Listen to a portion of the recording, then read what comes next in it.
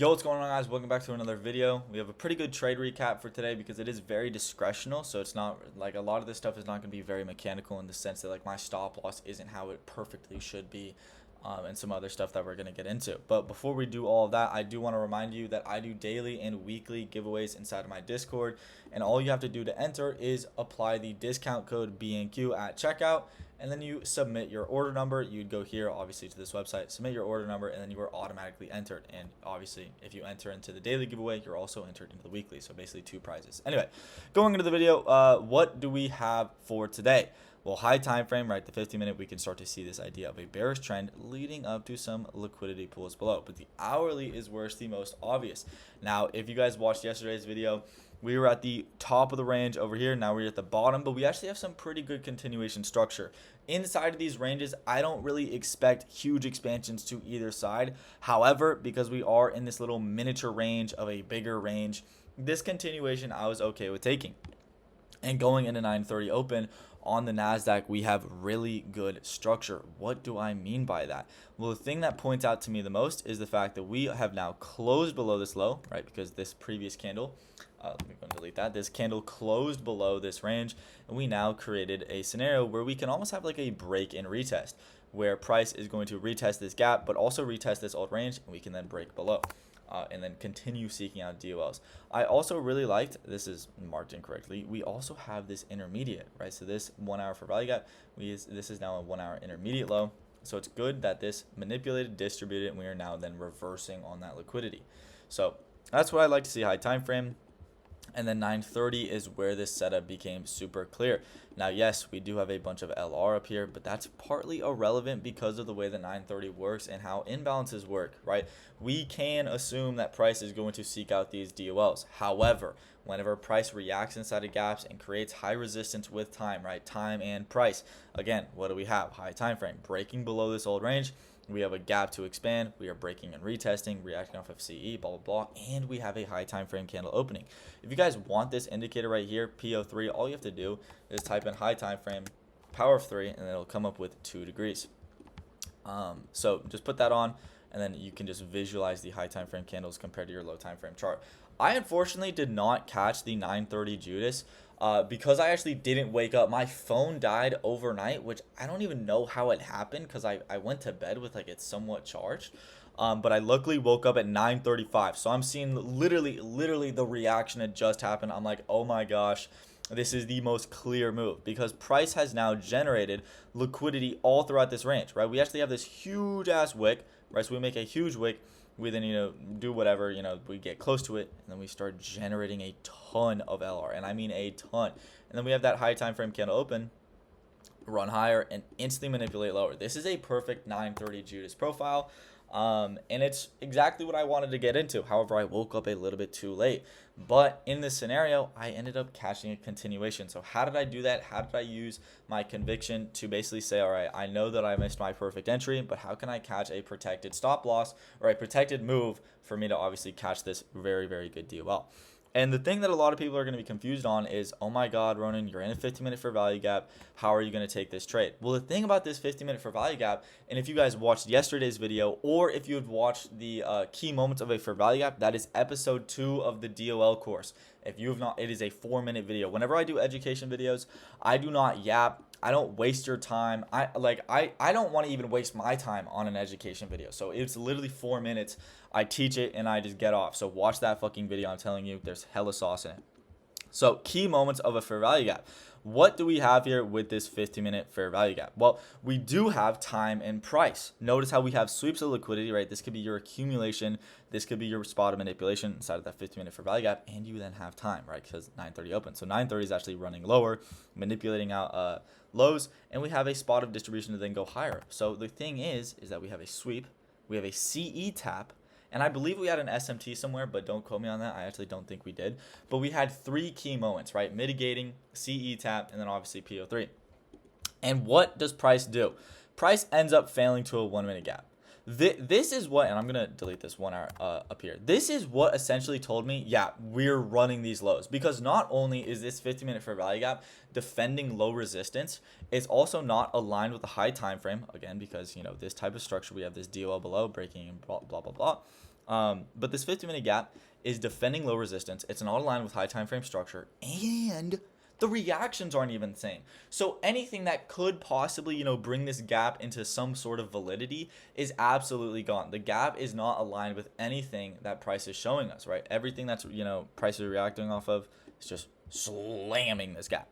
And I did not catch my trade. I would have wanted my continuation here, but, I'm now connecting my accounts. I had to wake up. I had to get ready. I had to plug in my phone, do whatever. And there was not really like a perfect count here. You could have taken a 15-second, but it is what it is. I wanted this, but again, connecting my accounts, I couldn't really catch it in time. So luckily, price decided to give me one final entry, and that's right here, where we're almost, again, the same idea, because I want to emphasize that like breaks and retests happen a lot. We will interact with old mitigations, whether it be old imbalances, like retesting a failed imbalance, retesting a failed range that we broke through, blah, blah, blah. But we do that here, and we end up retesting this after breaking below it, hitting that fair value gap. And I believe it was a 30-second gap. It was actually a 15-second gap. So we had a 15-second. Let me go and mark out the low that I was looking at, right? Because we also have stacked 15-minute lows, just super, super nice. The 15-minute gap, like the defense of these lows is failing. Now on the 15-second, we had retested, had a stop hunt, right? So the emphasis here is the stop hunt. That's how I knew that my stop loss was protected. Now, obviously, this is very low time frame, but the reaction is what I'm looking at primarily. Again, 15-minute gap holding no significance. And then the moment that we're hitting bearish imbalances, whether it be the 1 minute up here or the 1 minute inside of this leg, we're instantly running into it and then displacing out. But this one is super good. Why is this super good? Because this is the best type of stop hunt because it only prints a wick. This is also known as a turtle soup. But with this stop hunt, think of like a displacing inversion close. This is exactly what that is. We sweep out liquidity, and then this candle, which is only a 15-second candle, doesn't even close above. It went all the way up here and then instantly wicked down, and we start inversing the gap. And now again, I actually didn't even enter here, and I'm like, okay, I know this is gonna go. I set a limit order around here.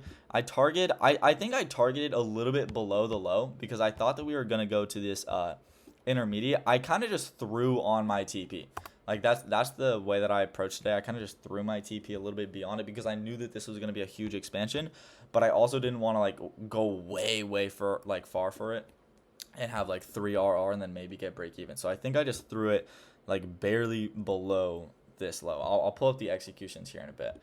But yeah, so that was my idea. I got a very nice limit. I actually basically top ticked the limit. It was super nice. And then we just instantly expanded. And this is the best way to trade in my opinion. Because you're using now like the mechanical model, yeah, people are gonna say like, oh my god, your stop loss is off of a 1 minute gap, oh like that, like this is weak. But that is a mechanical approach. Notice how I'm validating things through a relationship of bullishness and bearishness. We have an idea, all right, and this is going to be the main sauce of this video, because how do you decide where the fuck the market is going to go? Well, it's criteria, and then it's validation of that criteria through proper narrative. So we have low resistance up here, but then we also have low resistance at our lows. But the low resistance above is definitely more abundant. So you would think that price would want to seek that out, but we have to prove that price is actually reacting to that criteria or reacting to that idea. Again, become a reactionary trader. Don't try to predict, right? See what price is doing, then react to those moves. So I could have been bullish, I could have been whatever, but then what is price doing? Again, we're inside this 1 hour fair value gap. We perfectly respect it with 9:30 open. You can also see the 5 minute. This is very similar to the other day. If you want to go watch yesterday's recap, we have what? Another turtle soup, right? We take out the high, we stop hunt it, and then we close way below.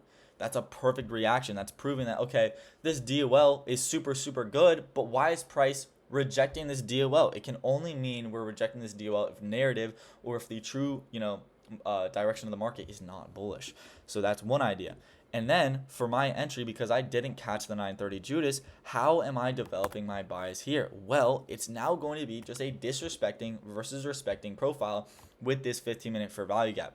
And you also want to add context to this gap. If you're confused on fair value gaps, again, I have like a 5-minute video on them. And like, it's not just, oh, what is a fair value gap? I teach the narrative of fair value gaps. None of my content is really made for beginners. I promise you that in any video, you're going to get some sort of value. And you would just use the key moments of a fair value gap. Price here has everything it needs to be bullish. We have an open low high close, right? We are below 930 opening price. We've swept out liquidity and we are inside of a high time frame imbalance and we fully mitigated it. We're having a little bit of a reaction as well. And we actually closed above CE. This is where the gap must distribute for price to become bullish, because any sort of, extra chop, any sort of, extra sweeps of liquidity only makes this look worse and worse because of all of this LR. And then again, that high time frame idea of how we broke below, retesting, there's DOLs below. Right, so you add context of the high time frame, you're adding the reactions of price inside of these key key levels, and then again using the key moments. So once this fails to a 1 minute imbalance, I'm absolutely certain, okay, this 50-minute fair value gap is definitely not defending these lows, and all I'm looking for is an entry. So I see that extra 1 minute gap tap, huge rejection on the 1 minute candle as well. The 15-second, perfect stop hunt, perfect displacement. I get in the move, luckily. I really should have just market ordered here. I got so lucky that it hit my limit. Oh my God, I got so lucky. I would have been so mad. And that's how I took my trade. Now ES had like the same idea, right? ES at 930 did essentially the same stuff, right? ES manipulated. ES had a bunch of LR, basically the exact same idea. They were very correlated today, so I'm not really going to cover ES. But that is how you want to approach the market, right? Just you have a whole bunch of criteria, but you're not trading criteria, you're trading narrative, and you just do an idea of invalidating and validating both biases, and then you find your displacing entry, and then you take it to the low resistance guaranteed DOLs. So I hope you all enjoyed. That's the video. If you have any questions, because I know that this is a lot more of a discretionary approach, right? Because a lot of people will be like, oh my God, 1 minute gap, that's not valid, right? I totally get that.